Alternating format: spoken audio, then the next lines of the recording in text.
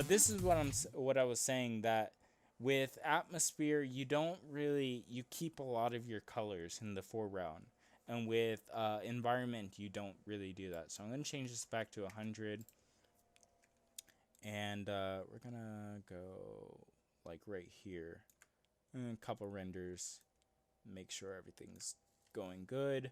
Um, Another thing I'm gonna do is I'm going to actually blur the background a little bit. Now, how you can do this is, right now I have luminance and color, but I'm just going to turn off luminance. So it's just going to make it a little bit darker, which is good for us. Um, Now, how you can do this is basically you go to like the main like texture tab. So sometimes, if it is a texture, you just click on the texture. Um, I should probably just do this. Copy. So we're not going to have the filter. We're just going to paste this here so you can see. So this is just you like importing a picture of some kind of the sky or something, and basically what you want to go here is go to MIP, which is every Minecrafter's fear because you're so used to going to none. For skies, it's good to go to MIP, and then just do like 5 and 5, and that kind of like blurs out your thing. Sometimes I'll go to 10 and 10 and see how that looks before I do any more. And that just really like blurs out your sky, so it doesn't really show like so much detail. It just looks really like bright and stuff. And maybe this environmental effect is a little bit too much, so I'm gonna draw back on that a little bit. So I'm gonna make it like 50%. For larger scenes, like I was saying, this is beautiful. This is what I used on the Fallen Kingdom scene thing, but you can always make that a little bit less to suit your needs, and you'll see that it does it a little bit less, which is nice. So this is kind of how you can kind of get more control of your things. I'm going to show you one other thing that I've learned just recently, like I said, the past couple of days, to really get like the lighting the way you want it. It's really, really nice. So another thing you can do is you can go on the glowstone. Now, a lot of people are really like, I don't know why, but a lot of people seem to think that doing like doing depth of field, and also doing maybe like things like motion blur is like super important in Cinema 4D, but in actuality you can just do that in a program like After Effects, a program like Adobe Premiere. I'm pretty sure Sony Vegas has like plugins for motion blur and depth of field. It's better just to do multi passes, which I'll get into in a later tutorial. But it's better just to do that stuff in post rather than doing it in Cinema 4D, because in Cinema 4D, um, the bad thing about some of these post effects is that they don't work together. So, for instance, you can't use glow when you're using depth of field, or you can't use motion blur when you're using depth of field, or you can't use object glow when you're using depth of field. So, depth of field and motion blur in Cinema 4D uh, really make a big difference in how you can use more things, in your scene. So if you wanted to have maybe like some glow, some object glow, you couldn't do that if you wanted to do depth of field in your scene in Cinema 4D. But what I've learned is that it's best just to do those in post, so that way you can use all these other post effects and you don't have to be like weighed down and feel like you have to use depth of field to get a perfect view. No, you can do the same in any other like big like program, I'm pretty sure. So just use what I do is object glow, because this would be hard to replicate in I mean in either way you'd have to do a multipass, but in my experience of stuff, you doing glow and lighting and stuff in like post, in like a third party application like Adobe Premiere or something, it's much harder, and it would just be better just to do like the glow in Cinema 4D. So that's what I'm going to do right now. I'm just going to add a glow, right there, and that's a little bit bright. So what I usually do is I put this at 100, I put this at 100, and then I put this at 100, and then I put this at 0 because that animates really weird. And then I turn the color to like that slightly orange, like right about there. And then that gives a really nice tint to it. Sometimes I increase the outer strength if it's too low. So I'm gonna, for this tutorial, I'm just gonna make it 250 so that way you guys can see what's going on.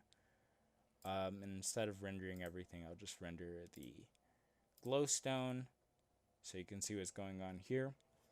So after this render gets done, then it's gonna apply the glow. And you can kind of see here that it does something like this. Maybe that's a little bit too much, but you can kind of see what I was going at. Usually this is just at 100 and it works pretty good. Sometimes you have to lower it or make it more, but it adds a lot to your scene when you render everything out, rather than doing it in like post or something and then getting like a really weird effect. So I'm gonna put this down to maybe like 50 or 60 and re-render those active objects. And because you just want a slight glow, you don't want anything like super pronounced or something, but you just want a slight glow to your glowstone, because if it's a dark scene, you're gonna see it contrast with a lot of stuff. And this is still really bright for some reason. It's probably because I'm doing it by itself, but we're gonna make this brightness 50 also. So 50 on outer strength. Actually, maybe you can make outer strength 100 and just make the brightness 50. That might work. Yeah, like 50 or 70 or something. And then if we were to render this out, you should see the glowstone looks pretty nice. So we're gonna let this render.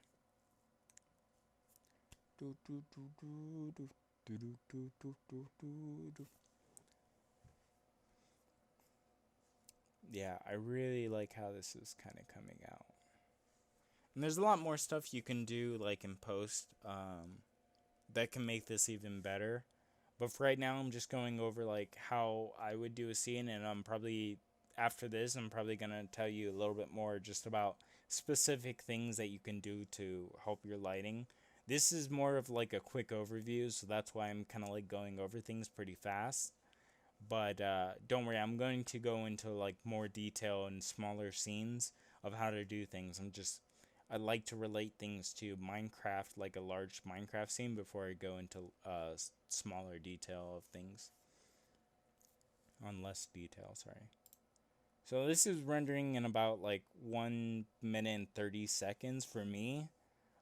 I have like 6 core processors, so I don't know how much time it would be. So I'm guessing that would only be like 30 seconds difference between like somebody who has a lower PC and somebody who doesn't.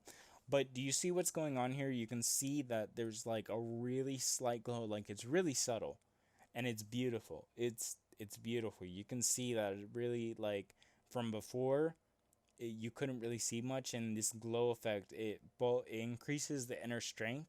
Even though you have luminance on, it increases the inner strength even more, and it also gives you like that subtle outer glow that would be really hard to do in After Effects or Adobe Premiere or something. So it looks really nice.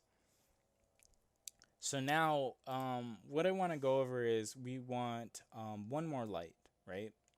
And you're probably like, okay, what could this light be now that everything... Because most of you are probably like, okay, this looks really good, I'm going to just keep it here. But there's one more thing that you can do to have a lot of flexibility over your scene, to really control it the way you want. And how I'm going to do this is I'm going to put this light right over here where the sunset is casting, and we're going to make this a spotlight. Okay, make this a spotlight, and we're going to go here, Now, this is the thing that's a little bit more time consuming, and it's something that I'm going to get into more detail in smaller scenes later on. But we're going to do soft shadows, we're going to do ambient illumination, we're going to do some fall off. Fall off is going to be a little bit higher so that way we can see what's going on. Come on, show me. Show me what you're working with. Okay, we're going to just make it super bright. That's fine for this method. And we don't need to really do anything else. So what this is we need some edge lighting, okay? And you see this a lot in the Minecraft community. A bunch of people know how to do edge lighting. It's basically when you use soft shadows and you use illumination or ambient illumination for some weird reason it makes a really nice effect with the edges. It gives like it does like an inverse effect. So instead of lighting everything and then giving a shadow, it shadows like the inner part and gives the edge like lighting. It's really weird, and I guess in some stylistic sense it's really nice, but for me it doesn't make that much sense. But I've learned a way to kind of incorporate it into more of a realistic sense rather than just using it on everything. So what we're gonna do is we want to give these houses, maybe like the top parts, a rim light, which is basically that edge lighting. So what we're gonna do is we're gonna start with the red houses first, or this red brick. And so we want to select the red brick, right? And this is something that not everyone knows how to do, or is not disciplined enough to know about it, but I'm gonna bring it to light today. So we're gonna go here to project, and we're gonna go to exclude, and we're gonna change that to include, so everything's gonna get dark now, where that light is, and we're gonna put the bricks in there. So now it's just gonna affect the bricks. And another thing we're gonna do is we're going to select the light, we're gonna select bricks, and maybe the sky, and probably our other lights in our camera, okay? And we're going to go up here and we're going to do Magic Solo. Magic Solo, I'm pretty sure, is a free plugin. Again, these two are free plugins, Magic Preview, Magic Solo. They're both free plugins. Just look them up. Magic Solo basically solos everything that you have selected, and it just puts it like in its own scene really quickly. So you can see things like just by themselves. So it's really cool. It's the same scene, it just like disables everything. So it's really magical, and you use that with Magic Preview. It's a beauty. So right now we have this effect here. We have our light casting in a weird way. We kind of want this light to cast down like this. Yeah. Okay. So if we're looking from our camera over here, let's see what we can see. We see this weird effect. Where it's like really just like highlighting the inner portions or anything like that. So what we're going to do is we're going to make this a little bit further away. A little bit too bright. And we're going to make this like super bright. Like something you wouldn't normally see. And you're going to see why in a second. So we have that going on. We have this top part. Kind of want to limit this top part so that way it just hits the top. We don't really want it to do any more. So we're going to bring back this, we're going to make this like 8. Okay, we're going to bring this back. So that way we get more of the highlight on here. Looks okay. It looks sort of nice. I wouldn't say it looks like beautiful or anything, but we're going to brighten it up a little bit more. You guys are probably like, oh my gosh, this is crazy. He's doing something. I don't know what he's doing. Now, maybe instead of a spotlight, we'll use something different. We'll use an Omni light. This is something I've never tested out before, so please don't judge me. Don't judge me. And we're gonna try something really quick. This is something I haven't tried before, but we gonna try it because we cool. Um, yeah, where is it? Where is it? Where is it? Where is it? Where is it? Where is it? Da, da, da, da, da, da, da, da, da. Okay, maybe not. Maybe I was just pulling your strings, my strings, your strings. Um, but yeah, we're gonna use an Omnilight. I wonder if this works. Use an Omnilight. We're gonna decrease this by a lot. We're gonna make this like maybe. Oops, sorry. Make this like 400. Okay, let's see something. And you can see that it's like really bright in this area. Uh, uh, uh. Actually, I want to check something. I'm kind of just like playing around right now. I want to see something. Because this is a learning experience. And no. Okay. Well, what I was trying to do, or trying to see if I could do.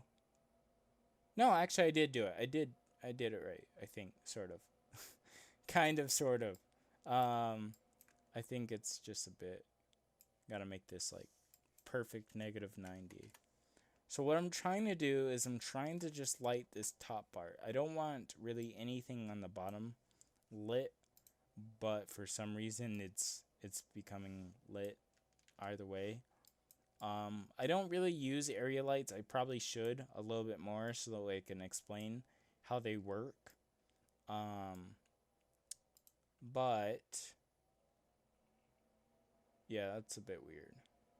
Actually, that may work. That may work. Hold up. I'm gonna go back a little bit. Let's see what this looks like. No, it looks terrible. I can't do it. I can't do it really with like large objects. I was thinking that I could, but no, that was just like a fail. So we're gonna get out of Magic Solo and just forget that ever happened. Yeah. I was hoping I could do it, but I guess I can only show you guys how that works in like a smaller scene. Um, maybe for like characters and stuff. I mean, you could do it, but you'd have to like section off each of these roofs so that way you can get precise lighting. I guess because the more yeah, the more objects you have that are just like singles. So let's say if each one of these roofs were just like by themselves, it would be easier to light than it would to like do it all at once because it kind of the radius effect from the inverse square, this thing right here, it it goes upon everything of that same object, at least in Minecraft. So in a different scene, I'll be able to show you guys that, but I can't show you sadly in this one. Um, so let's get on to materials really quick so that way I can finish this part up.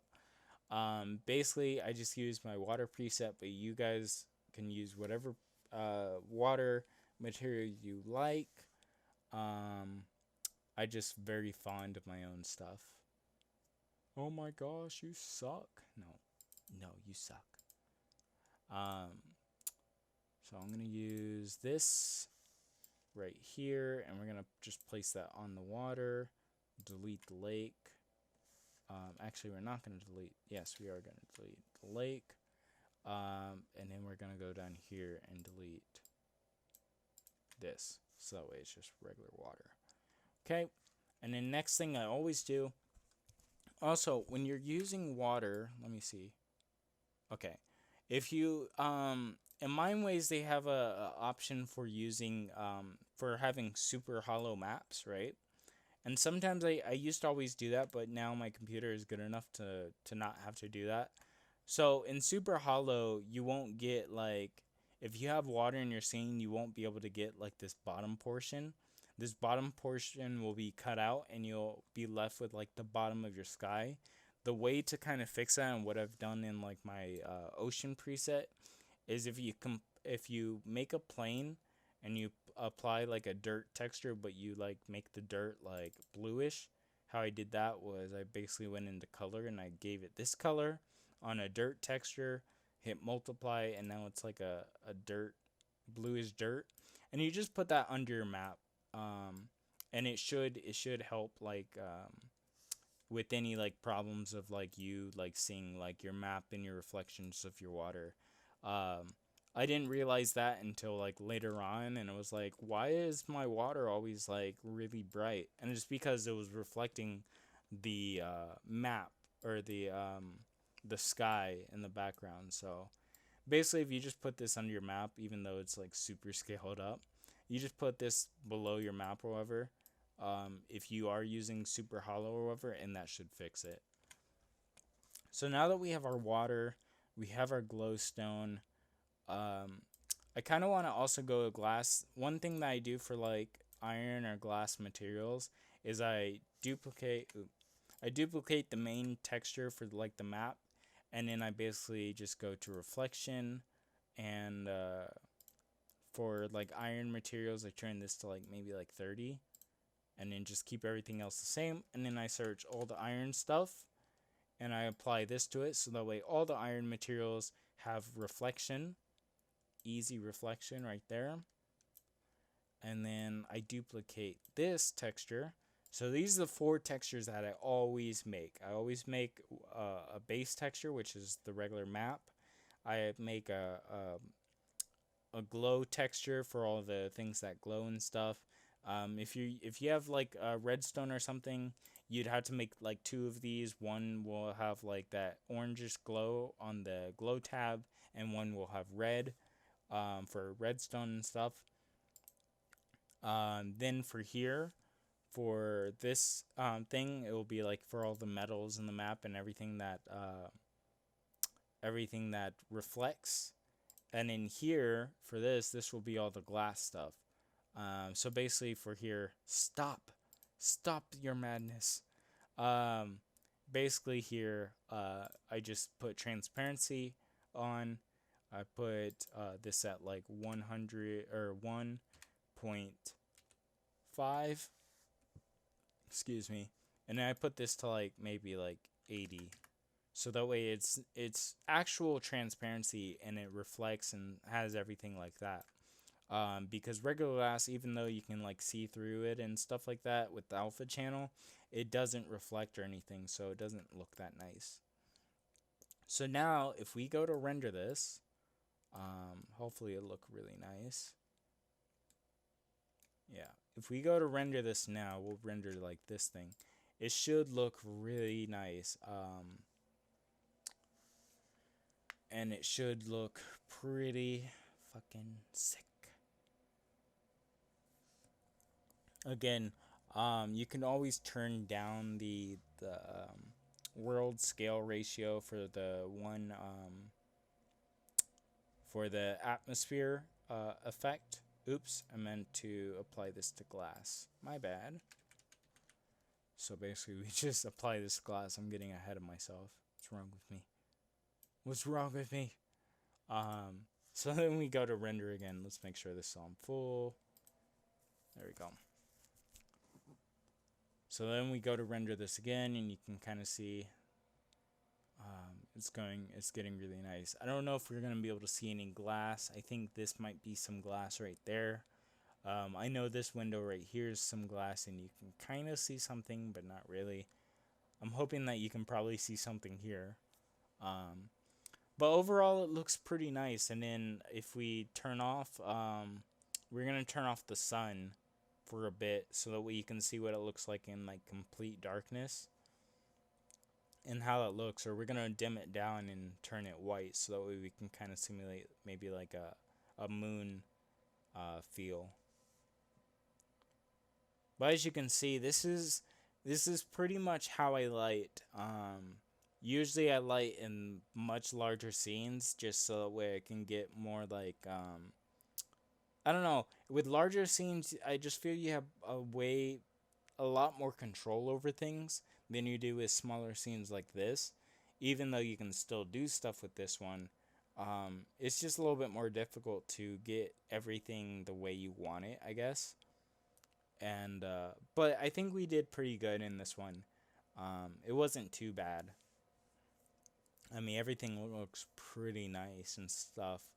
And this is kind of the stuff that I would much rather see people start doing, even though it takes maybe a tiny bit longer. Maybe most people are used to like 20-second renders, but for me, my max render time, and this is a little problem right there, but who cares? My max render time, I usually go between like 2 minutes is probably my max, or maybe three. I love to do anything under 2 minutes is pretty good. Anything under 3 minutes is like eh, but it just depends on a lot of stuff. So just make sure you have a lot of like practice in doing this stuff. So start small scale or large scale first, and then try to do something small scale like this. Because small scale, I don't know, it depends on the scene, but I would say outdoor small scale is pretty hard. If you're doing indoor small scale, that's obviously easy. If you're doing indoor and you're doing indoor large scale is pretty hard too. So outdoor large scale and indoor large scale is pretty hard, but the reverse of those is a little bit different.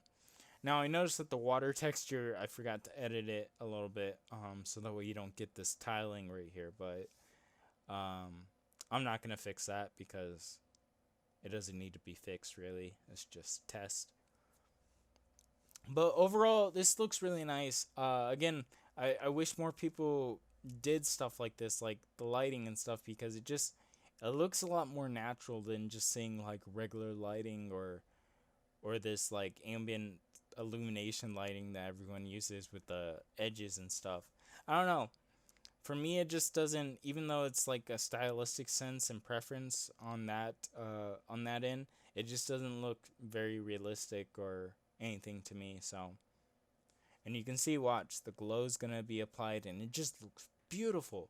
And then you can go back in and apply depth of field, so that way all this other stuff will be, depth of field out. But this is how to really like light stuff, okay? And this is how you do it pretty well. I think there was one other thing I was gonna do, but I don't remember. So this wraps up part one. Might be cut up into a couple segments. So for me saying part one, it sounds a bit weird, but this is like the first section of lighting, maybe like a small scene that has a lot of stuff in it. I think in the next one, we're going to go over a larger scene.